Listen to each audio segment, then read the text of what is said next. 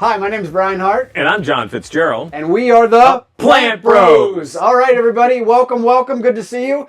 Quick reminder, we are sponsored by the Esselstyn Foundation, a 501c3 public charity that seeks to prevent and reverse lifestyle-related diseases through the promotion of whole food, plant-based nutrition. Woo! And so we are here with another installment of the Plant Bros. And you'll notice, if you saw our last video, we're wearing the same clothes. And that's because, remember, guys don't like to shower unless they have to.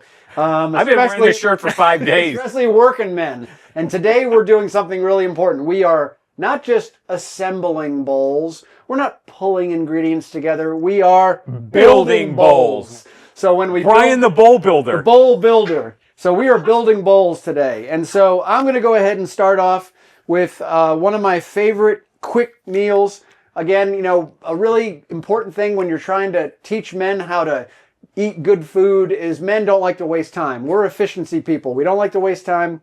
And so in this case, this could probably be created in a very short period of time, especially if you work on the polenta first, and I'll explain all that. So let's go ahead and get started. So the first thing I did... Well, Brian, let's start at the basics. Okay, basics first. What is polenta? Polenta. Polenta is cornmeal, basically corn grits, for those of you from the South. If you're going to Whole Foods, it's polenta. If you're going to work, it's corn grits.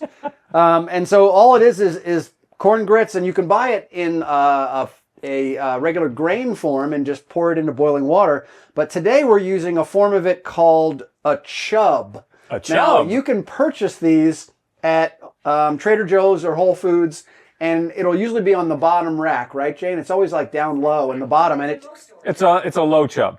Low chub. And so what it is just, it's corn. Brian, why do they call it a chub? I know, it's a very odd name.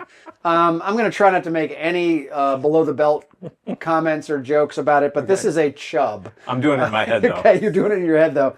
And so just so you know, always got my handy tape measure. How big is the chub, Brian? About 6 inches. You know, how often do How often do we hear that, John? About 6 inches. They're all 6 inches. And it's about 2.5 inches wide. Not something we often hear about, actually. So what I'm going to do is I'm going to cook these. I mean, this stuff's already cooked. You can actually eat it raw. Not very good. So what we want to do is not just cook it.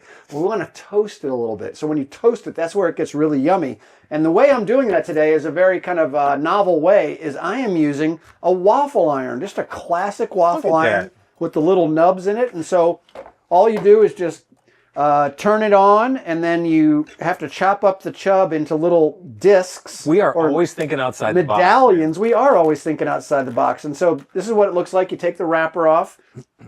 And then, of course, because the Plant Bros are guy-friendly and gear heavy, we have to use a tool. So I've got my classic sort of multi-oscillating tool here. I'm going to cut some slices, and this is going to go right on the, this is all heated up, and I'm going to put it right on the waffle iron. Woo! Okay, look at this. There is polenta shrapnel going everywhere. Gosh, that's so convenient. I mean, why use a knife when you can use a power exactly. tool? So convenient. And it'll take me a half an hour to clean the tool. So all I'm taking are these discs. Oh, you clean that? And I'm taking the discs and I'm just laying them out on the waffle iron. And so I'm just going to lay them across here just as an example. And then all I do is shut this down, and it cooks. And I always kind of squeeze it a little bit because you like to get the marks and have it toast in there. Yeah. No, I'm not putting any oil on it. I'm not putting anything on there. And so then what we do is we just sit this aside for like solid 20 minutes. And with it plugged in. I know it wasn't plugged in when Brian's setting it aside, but you do want to keep it plugged in. In true Today Show fashion, look at that. Look at those. See what they look like when they're toasted? Little mini waffles. Aren't those cool, John? Those are really cool. So I've now toasted these, and they've got these little toast marks and the little waffle mark too. So feel free to eat that. That's awesome.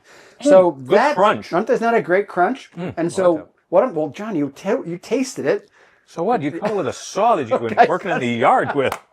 My fingers are clean compared to that. So now, in true Plant Bros fashion, we're going to try to whip this together really quickly. So I've got my greens. I've got my white bowl here. This is just classic spring mix, right? So, of course, for Brian, can I just say, you could eat this plain. I know, isn't it really good? That's no flavoring either. So I'm just taking my big wad of greens to keep Dr. Esselstyn happy. So I'm laying a foundation of greens. He's got his big wad of greens in his chub. Big wad of greens and a chub. And so I've got my big wad of greens. Oh, yeah, don't forget his greens on his shirt. Yeah. Now, if you want to get all chefy, you can lay out these discs of polenta. Look at that. Like a nice circle there and make a little hole. Now I've got my black beans. And what I'm going to do, because we've been using a lot of cumin and chili powder lately, which is kind of our go-to, I decided to pull a different, interesting seasoning called Urban Accents Cajun Street Seasoning. Whoa. It's not too spicy. It's Louisiana-based, and of course, it is Mardi Gras these days, right? So this is a bowl of a can of black beans that I just drained slightly, dumped into a bowl, and now I'm just going to blast them in the microwave for about 1.5 minutes with a little bit of seasoning. I should probably mix up the seasoning, but I'll just use a knife since, plant pros don't like to do dishes either. Use your saw again. Yeah. Spray it all over the place. So now I'm just going to pop this in the microwave for about 1 minute and 30 seconds. Oh, thank you, John. You want to do that? Or 130. Go for it. 130.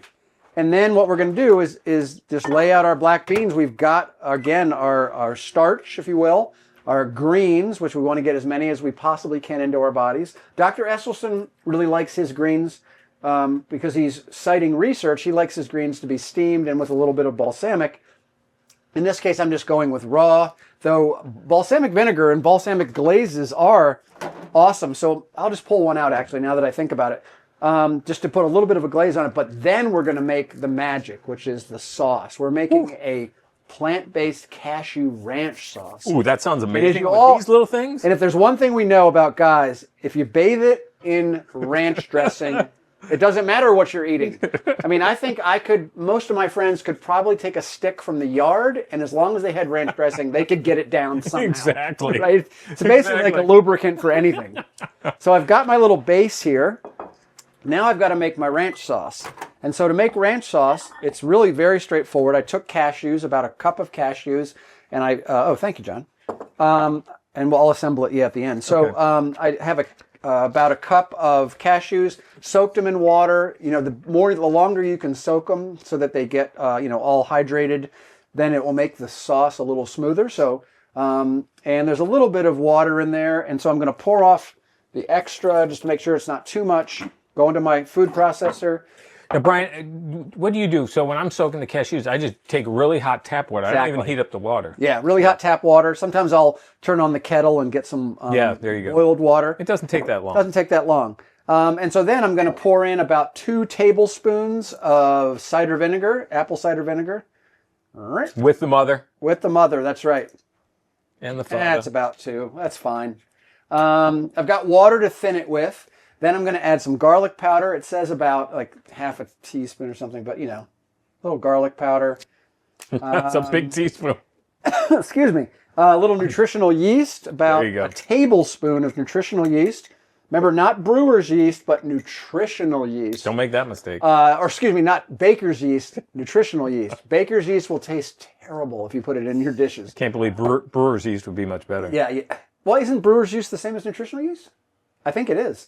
And then a little bit of dill, since dill is, kind of a core. It's a big dill. It's a core flavoring for ranch.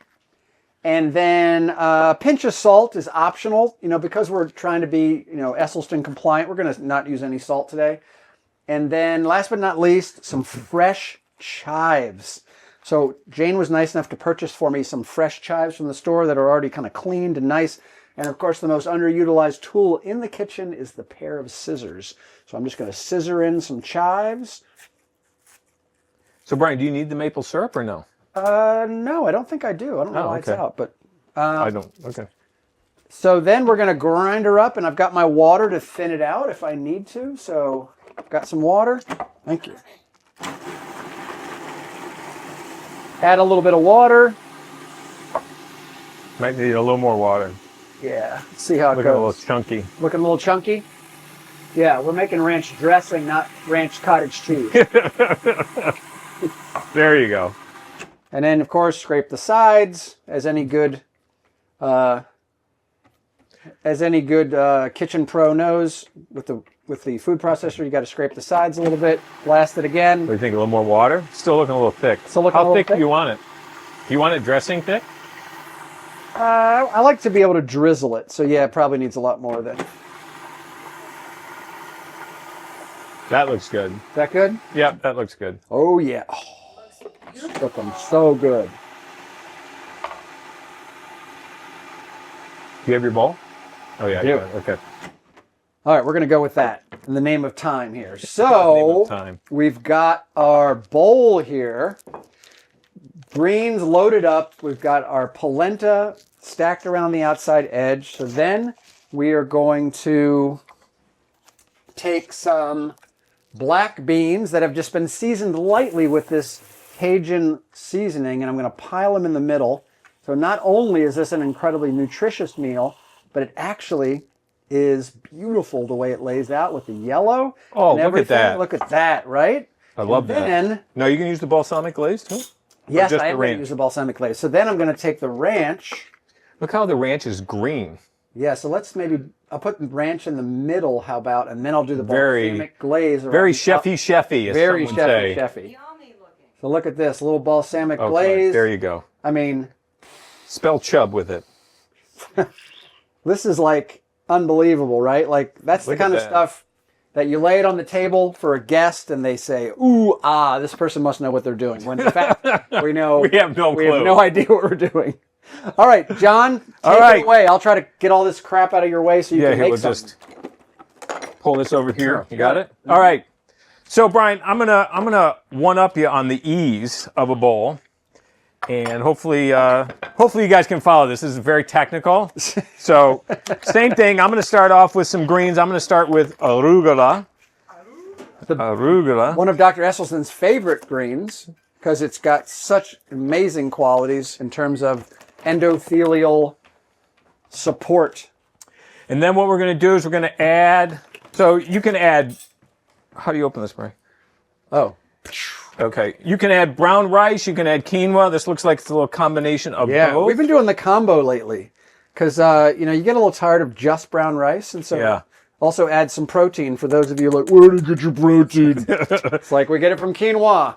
So we've got a good mix of grains on there. Then you can do anything here. You can do, this is just frozen broccoli that I heated up in the microwave real quick. You can use broccoli, you can use Brussels sprouts, you can use cauliflower, you can use beets. All on Brian's shirt. You can add all that stuff to this. So I'm just going to add some broccoli on there.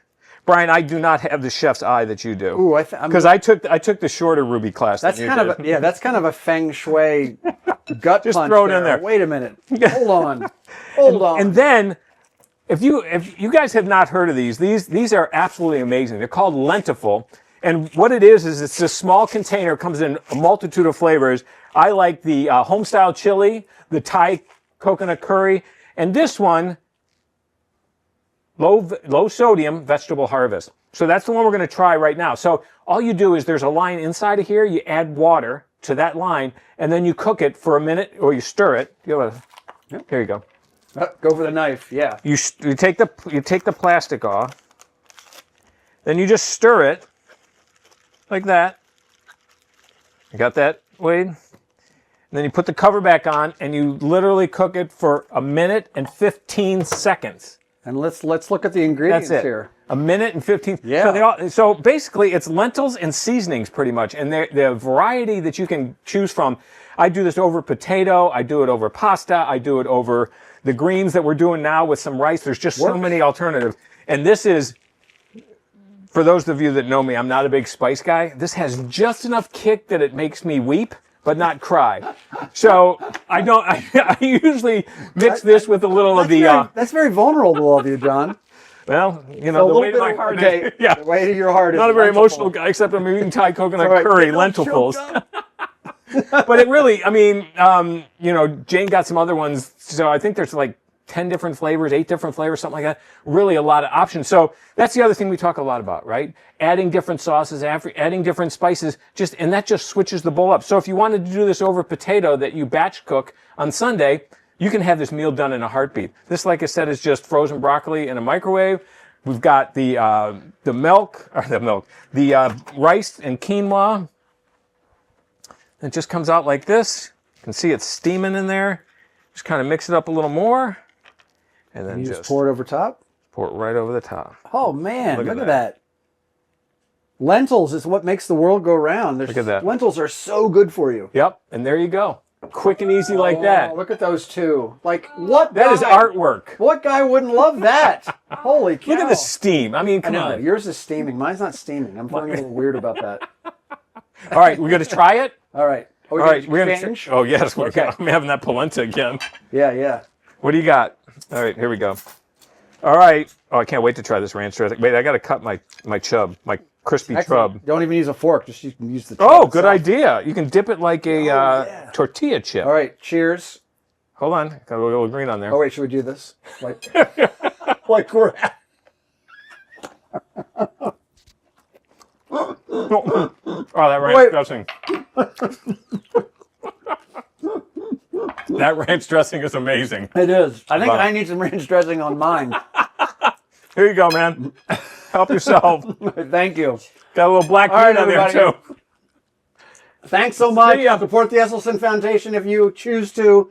Thanks for watching, and let's get more guys eating plants. Come on. Go Plant Bros. Go Plant Bros. See ya.